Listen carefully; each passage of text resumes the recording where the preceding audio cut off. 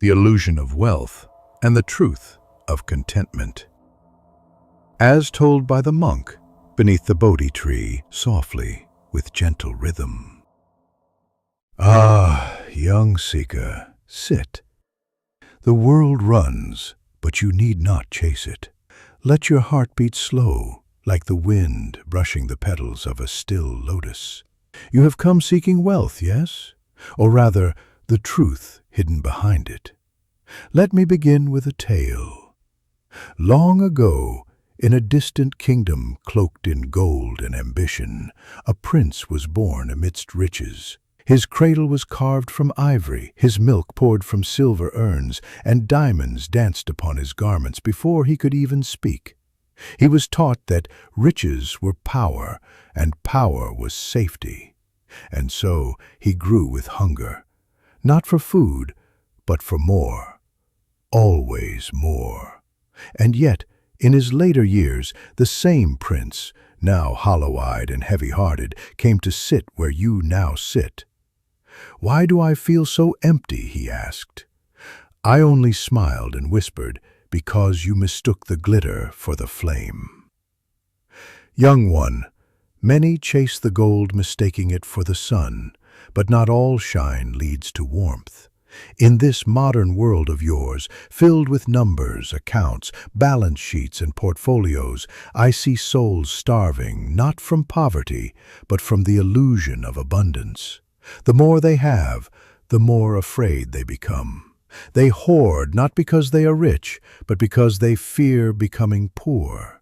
You see, in the temple of life, many worship false gods, the gods of accumulation, salary, stocks, savings, square footage. They kneel before digits on a screen and call it security. They bow to brands and call it status. But no number ever hugged a man through grief. No possession ever whispered peace into a sleepless night. True wealth, as I have seen from my humble hut, is not found in having more, but in needing less. Let that settle into your chest like incense smoke curling in silence.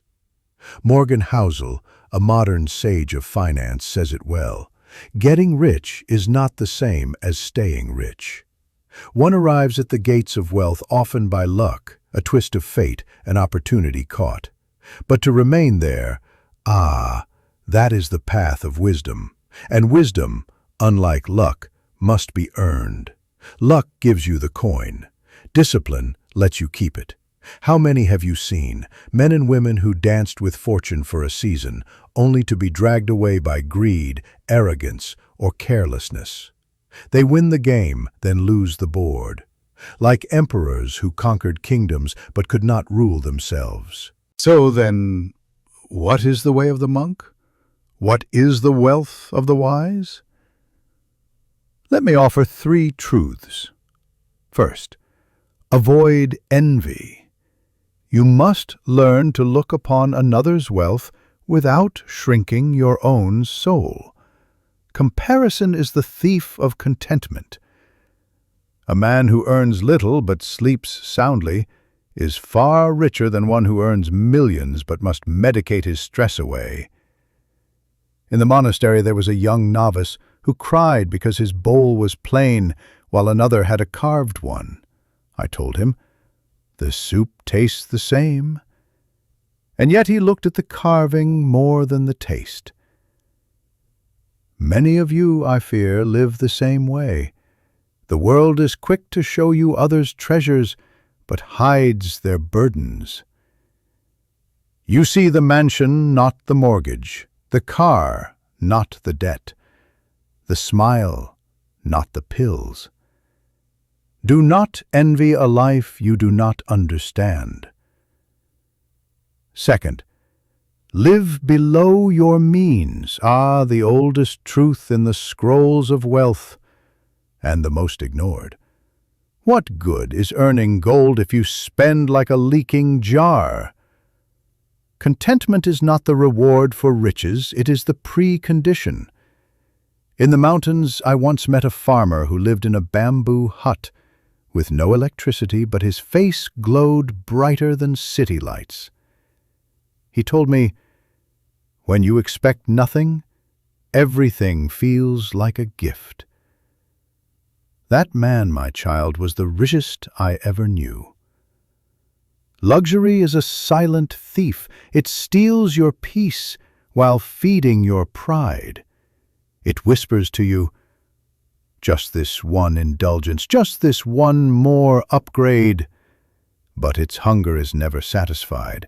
The more you feed it, the more it asks, until you no longer own your possessions, they own you. Be simple. Let your joy be found not in extravagance, but in ease, in a shirt that fits, not flaunts, in food that nourishes, not impresses, in time with loved ones, not timelines filled with strangers' praise. Third, redefine success. This is the root of your suffering. You chase what others chase without asking if it was ever worth catching. In the market of life, many walk as if blindfolded. They follow the noise. They buy because others buy. They dream not their own dreams, but ones sold to them in advertisements. But success, true success, is deeply personal. Ask yourself, what makes my heart still? What allows me to sleep peacefully at night? What, if I lost everything else, would still make life beautiful? That is your wealth. Perhaps it is time you stopped asking, how can I earn more? And began asking, how can I need less? Now, I am not saying you must renounce the world, give away all coins, and wrap yourself in robes. No, even a householder can walk the monk's path, if he carries his gold lightly, if his joy does not depend on its shine. To build true wealth, one must learn restraint. As the archer draws back the bow before release, you too must pull inward before you expand outward. You must learn the art of enough, that delicate, sacred point where desire ends and peace begins. Let me share a final parable before you rise. A wise man once stood before a mountain of gold. He smiled, bowed, and walked away. When asked why he did not take even a handful, he replied, "Because I already have the sun, the wind, the songs of birds, and the laughter of those I love. What more could gold add?" So, young one, as you return to your world of fast trains, fast trades, and faster ambitions, carry this teaching in your heart. True wealth is not a destination. It is a discipline, a way of being, a posture of peace. Choose contentment not as a consolation prize, but as the crown of the wise. The coin will come and go, but the calm, if earned, stays. Go now, not with a heavier purse, but with a lighter spirit. And remember, not all who are rich are wealthy, and not all who are poor are lacking. May you walk lightly. May you seek less. And may you find more than you ever imagined in stillness. The Curse of Greed and the Freedom of Enough. From the scrolls of the old monk beneath the Bodhi tree. Softly, as if to a student at dawn. Come closer, child. The morning mist still clings to the leaves like memories not yet forgotten. Before the sun climbs too high and your mind races toward the affairs of the world, sit with me a while longer. You have heard of wealth, but now let me speak of its darker twin, greed. There is a tale the elders told when I was but a young disciple sweeping the stone floors of the monastery. It was about a man who stumbled upon a magic river. From this river he could draw anything his heart desired: gold, jewels, palaces, feasts. At first he took only what he needed, but over time his thirst grew. He began to build towers of treasure, not to use, but to possess. And one day, when he tried to carry more than he could bear, the river swelled and swallowed him whole. The villagers say the river still whispers his name. Ah, child, the river was not cursed. He was. Greed is not a need, it is a wound. It arises not from hunger, but from fear. The fear of not having enough, the fear of not being enough, the fear that if you stop accumulating, you will somehow disappear. But here's what the world doesn't tell you. More is never satisfied. More is a mirage that moves every time you take a step forward. You buy the first house, then a bigger one, then a vacation home, then a villa, then an island, and still, the void inside remains. Morgan Housel, whose words echo across your modern cities, said, "There is no reason to risk what you have and need for what you don't have and don't need." That, my child, is not just a lesson in finance, it is a sutra for the soul. The discipline of enough. Let me share with you the sacred word of monks, santosha, contentment. Not laziness, not resignation, but the inner knowing that what I have is enough, and who I am is complete. We are taught in the monastery that to drink deeply the cup must not overflow. A full bowl, too greedy for water, spills more than it saves. But a humble bowl, balanced, open, grateful, holds just the right amount. So too is your heart. Ask yourself, do I own my desires, or do they own me? In your world, everyone is busy scaling ladders, corporate ladders, social ladders, even ladders built of likes and followers. But where do those ladders lead? More often than not, they lean against walls that were never meant to be climbed. You want more followers, more fame, more praise. But tell me, who is the you that must be seen? And why is their reflection only visible in the eyes of others? Let me tell you something the rich rarely say out loud. Greed is exhausting. Yes, to maintain the illusion, to pretend contentment while feeding an inner famine, it drains the soul. You may not see it on the surface, but behind every desperate grab for more lies a silent scream of still not enough. The power of letting go. I once knew a merchant who journeyed across kingdoms seeking the rarest gems. He wore them proudly, wrapped around his neck, wrists, and fingers like medals of success. When he visited me, he asked, "What do you wear, Holy One?" I pointed to my breath. He laughed, but months later, robbed by bandits and stripped of all he owned, he returned, not as a merchant, but as a man. He stayed by my side for many seasons, and one night he whispered, "I have never felt lighter. I didn't lose my wealth, I lost my burden." You see, child, to let go is not to have less. It is to be more. You were not born with gold. You came into this world with breath and silence, and you shall leave with breath and silence. Everything in between is borrowed. Treat it that way.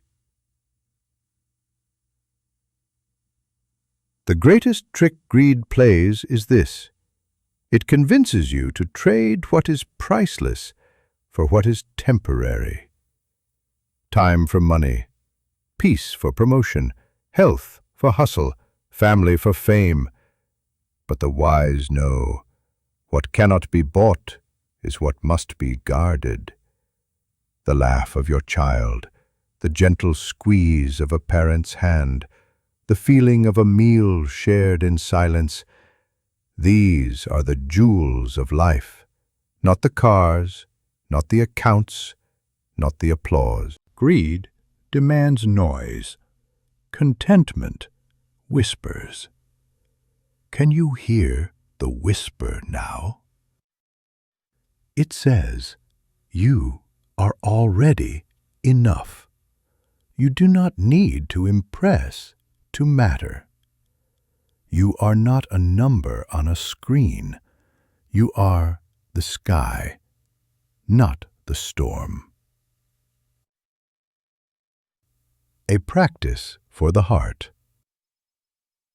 Let me give you a monk's meditation. It's not for your legs, but for your living. Each morning, before the world enters you, ask, what do I already have that brings me joy? What am I afraid to lose, and why? What could I let go of to walk more freely? Write the answers, reflect. Watch how your cravings shrink. Remember, greed is a loud guest. It must be excused politely, but firmly. Final teaching before you go.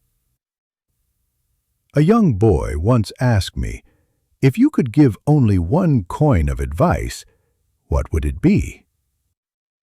I said, don't measure your life by what you earn.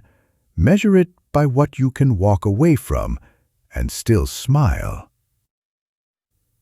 A tree does not hoard its fruit. The sun does not charge for its warmth. Why should you be any different? So I say to you now, before you return to your fast-paced world of blinking screens and endless upgrades, be like the tree. Give. Be like the sun. Warm others. And above all, be like the monk. Know when to stop chasing and start sitting. May your cup be light. May your soul be full. And may you always know the wealth of enough. Go in peace, child, not with more, but with less. And because of that, with everything. Control your mind, not the market, as shared by the monk who listens to the wind. Come, sit down once again, young traveler. Your eyes speak of confusion, your breath speaks of worry. I have seen many like you, hearts caught in the waves of the world, trying to predict its rhythm, to master the tides. But let me tell you a truth I've carved deep into the silence of my soul. To seek control over the world is madness. To seek control over your mind is the beginning of mastery. Ah, yes, the world you live in now, stocks, coins, graphs, breaking news, digital bells, screens flashing red and green like fireflies in a storm. You believe if you can just predict, you can win. If you can guess correctly, you'll never fall. But, child, the storm does not listen to the sailor. The mountain wind does not care for your charts. And the market, that wild dragon, follows no master. The dance of the market, the stillness of the mind. The market rises and falls like the breath of the earth, slow inhales, sudden exhales. sometimes calm like a forest lake at dawn, sometimes raging like the monsoon river in July.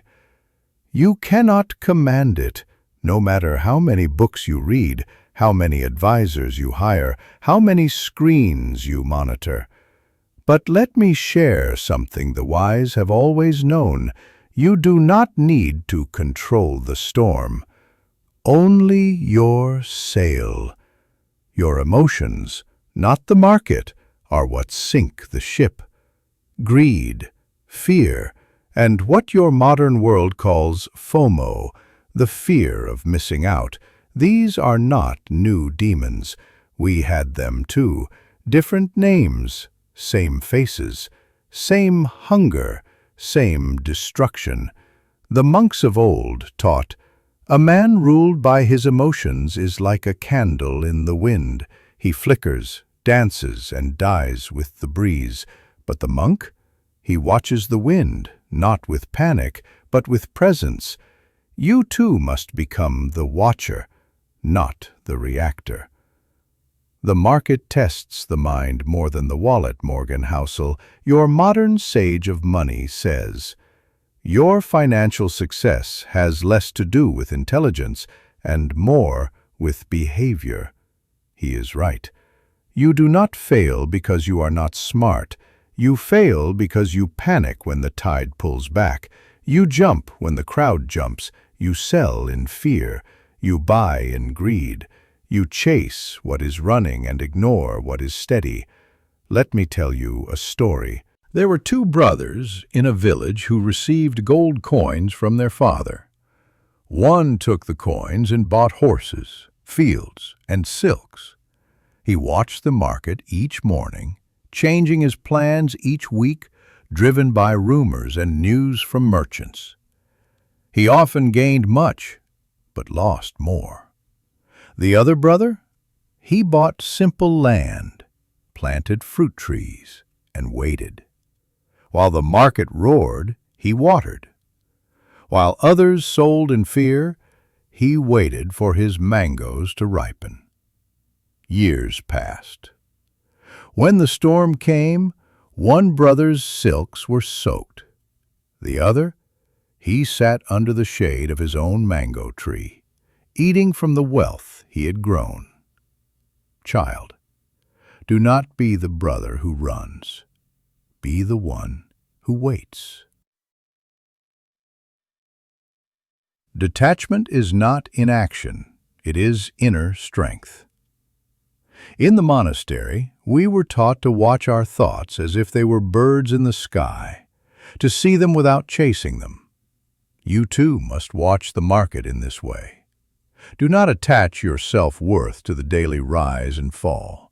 Do not wake with joy because the line is up and sleep with dread because it is down. You are not a stock. You are a soul. True control does not mean you force outcomes.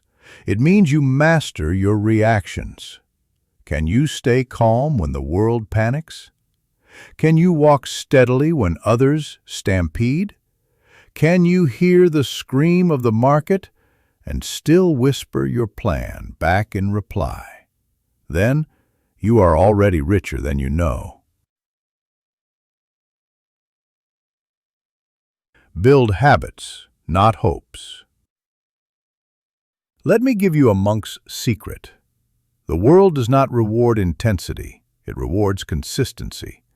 What does this mean in your world of money? It means invest patiently, spend consciously.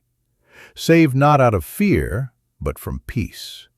Avoid debt, not because it's evil, but because freedom is sacred. Stick to a plan, not a prediction. Too many chase the miracle. Few practice the method. The farmer who waits for perfect rain never plants. But the farmer who plants every season, despite the sky, always has something to reap. Likewise, invest not for tomorrow's fortune, but for the lifetime's peace. That is the monk's way. Ego and the economy. Now let us speak of the ego, that sly fox within you. It says, "Be clever. Time the market. Be the one who knows before the others know. Sell at the top, buy at the bottom. Outsmart the crowd." But child, the ego is hungry. It will risk everything just to feel clever. The monk knows it is better to be quietly right than loudly wrong. You will miss out on many things in life. Let that be okay.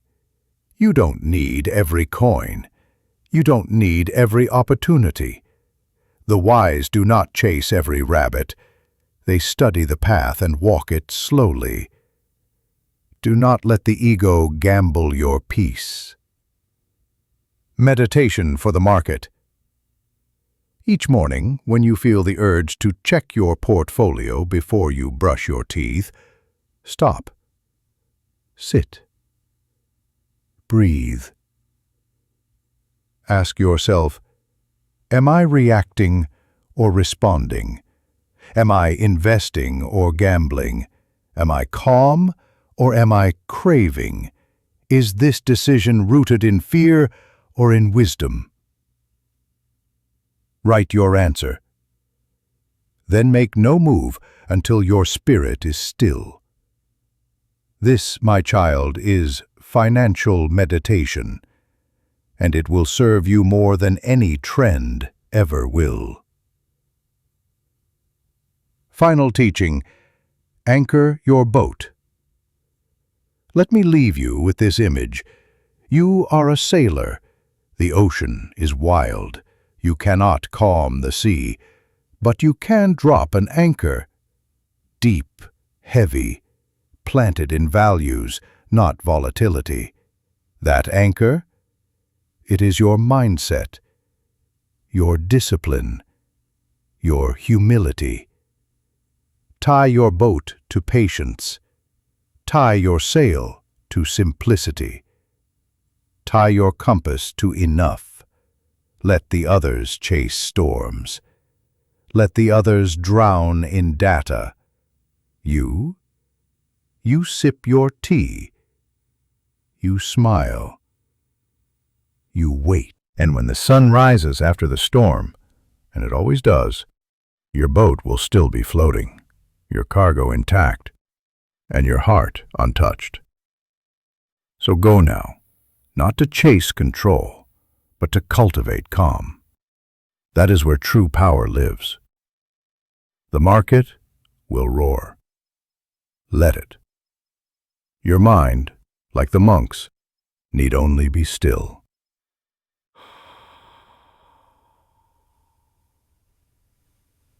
Enough is a powerful word, as shared by the monk beneath the whispering leaves. Come closer, child. The sun is low and the world quiets. That is when truth begins to speak. You have asked me about enough. A strange word, isn't it? So small, so humble, and yet it carries the weight of kingdoms. Let me share with you what the winds have told me, and the stars have whispered into my ear over 1,000 silent nights. He who knows enough sleeps peacefully under the stars, while kings tremble inside golden towers. Yes, even kings, especially kings. The question that never ends. A man once came to me, robes fine, jewels bright, heart restless. He bowed and asked, "Master, how much is enough?" I smiled, not because I had the answer, but because I had lost the need for it. I said, "Enough is when you no longer ask that question. You see, young one, when the bowl is full, only a fool keeps pouring. But that is what many of us do. We chase more, not because we are hungry, but because we have forgotten what it feels like to be full. In your world, of stock markets and side hustles, of crypto coins and quarterly returns. The line between ambition and addiction has blurred. Morgan Housel speaks of this with piercing clarity. He tells of men who had everything, more than they could spend in 10 lifetimes, yet risked it all for just a little more. Why? Because they didn't understand enough. They thought more would bring peace, but peace doesn't come from having more. It comes from needing less. Trap of just a bit more. Do you know the story of the fisherman and the banker? Once, in a coastal village, a rich banker met a humble fisherman lounging on the shore.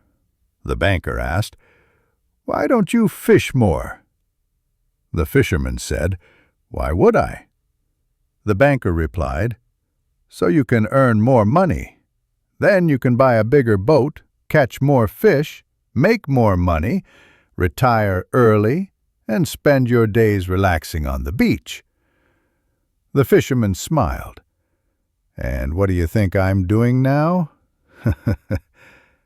That is the blindness of endless gain. It promises tomorrow what you already have today. You climb the mountain, but forget why you began the journey. You build the empire, but lose your peace in defending it. You chase wealth not to live, but to impress the ones who don't even see your heart. Tell me, what good is owning the world if the cost is being owned by your craving? The curse of discontentment. The ancient texts speak of a curse more dangerous than any serpent, the curse of not enough. It whispers at night, creeps into the heart during silence. It says, "Yes, you have much, but what if there's more? What if they are doing better? What if you fall behind?" And so you run. You run past your children's laughter. You run past the meal that nourishes you. You run past the morning sun that paints gold on your window. You run toward a finish line that keeps moving. But listen to me. No one outruns desire. You cannot fill a bottomless cup. Even if the ocean obeyed your command, your thirst would remain. Because it's not your body that is thirsty, it is your soul, and the soul cannot be quenched with coin. Balance, not burnout. I have seen great men fall, not from failure, but from excess. Too much power, too much pressure, too much pretending. Child, balance is not a weakness, it is wisdom. In your journey, seek not only margin, but meaning. Chase not only profit, but peace. Measure success not in digits, but in dignity. In how you sleep, in how you love, in how you sit with yourself in the quiet of night. The world says, "Grow bigger." The wise whisper, "Grow deeper." Let your roots hold stronger than your branches stretch. The spiritual mathematics of enough. Let me teach you a strange arithmetic, the kind they don't teach in business school. When you subtract greed, you add grace. When you subtract envy, you add equanimity. When you subtract comparison, you add clarity. When you subtract excess, you add essence. In this equation, enough becomes the golden number, the perfect balance point between need and desire. The ancient sages said, "One who knows contentment is truly rich."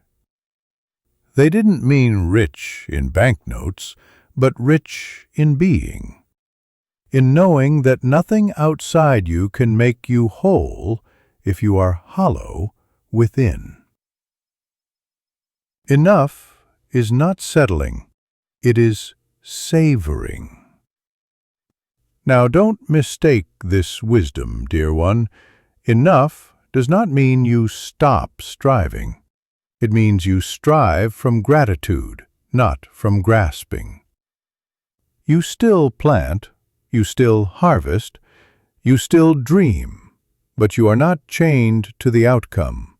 You are free to enjoy the process. To seek enough is not laziness, it is liberation. It is to say, I will grow my garden not to impress my neighbor, but to feed my soul. You learn to savor your cup of tea, not crave the entire tea estate. You learn to enjoy a simple home, not envy the castle. You learn to walk your path, not sprint someone else's. And in that gentle stride, in that sacred stillness, life opens its arms and says, "Welcome back." A final parable, the traveler and the treasure. Let me end with a story. A wanderer walked the earth searching for treasure. He climbed mountains, crossed deserts, braved jungles. At the end of his life, tired and worn, he found a cave said to hold the secret to infinite wealth. Inside, he found a mirror. Beneath it, an inscription read, "What you already have, if seen with wisdom, is more valuable than all the gold in the world." The man wept, not from sorrow, but from awakening. For he realized, after a lifetime of chasing, that the real treasure was always with him. His breath, his family, his peace, his presence. So, my child, if you remember nothing else, remember this: enough is not a number. It is a decision, a choice to see your blessings, a choice to release the craving, a choice to live fully in the moment, not when you arrive somewhere, but right here, under the same sky that shelters kings and beggars alike. May you know when to stop running. May you know when to sip instead of gulp. May you find the power in pausing and the richness in resting, because once you know enough, you've already won the only game that matters.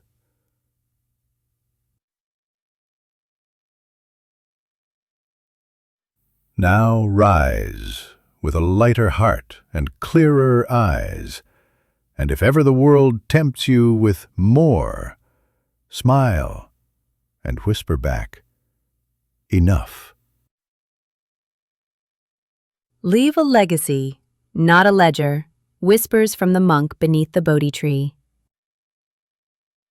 Come closer, young one, sit. Today we do not speak of wealth that can be counted, but of what cannot be erased. You see, when the fire of life dims and this body returns to ash, numbers will vanish, titles will fade, the name etched on stone may remain, but the story behind it, that is what echoes through time. When the body turns to ash, numbers vanish, but deeds echo beyond the grave. This, my child, is the final teaching, the last thread in the tapestry of true wealth. It is not about earning more, it is about meaning more. The illusion of the ledger. You count your rupees, your dollars, your investments, but tell me, can you count how many hearts you've touched? Can you calculate the kindness you've shown? What number can measure the peace in your final breath? So many spend their lives building ledgers, tall columns of gains and losses, profits and margins, only to realize, at life's end, that what they truly sought could never be written in ink. The ledgers die with you, but the legacy, if built with love, becomes immortal. What will remain? When your gold is spent, when your mansion crumbles, when the business you toiled to build changes hands or vanishes into digital dust, what will remain? I'll tell you, a child who remembers your bedtime stories, not your portfolio. A friend who recalls your laughter, not your LinkedIn title. A stranger blessed by your anonymous gift who never knew your name but felt your compassion. Morgan Housel, a wise mind from your world, ends his teachings with a truth that belongs to all ages. Your financial decisions are not just about you. They ripple across generations. Yes, like a single drop in still water, your choices today, in wealth, in time, in love, will shape not only your path, but those who follow long after your footprints are gone. What is a true inheritance? Some leave money, some leave property, but the wise leave principles. Teach your children not how to chase fortune, but how to cultivate wisdom. Not how to show off success, but how to sit humbly in silence. Not how to gamble for gains, but how to wait with patience, with clarity, with calm. Yes, give them knowledge, but more than that, give them tools of the Spirit, the art of patience, so they do not rush headlong into ruin. The power of giving, so their hearts remain open in a world closing in. The humility of being wrong, so they grow without ego. And the grace of starting over, so they rise after every fall. These are the true treasures. These are the silent seeds of generational wealth, the kind that compounds in souls, not stocks. The deaths I have witnessed. I have seen many deaths, young one. Some passed away on silk pillows, their families scrambling over the will, their souls tangled in unfinished business. Others died on straw mats with empty hands, and yet with full hearts. They died with smiles, with forgiveness on their lips, and stories passed on to their grandchildren. One left 1,000,000 in gold, the other left a lullaby, a recipe, a garden full of shared harvest. Tell me, who was wealthier?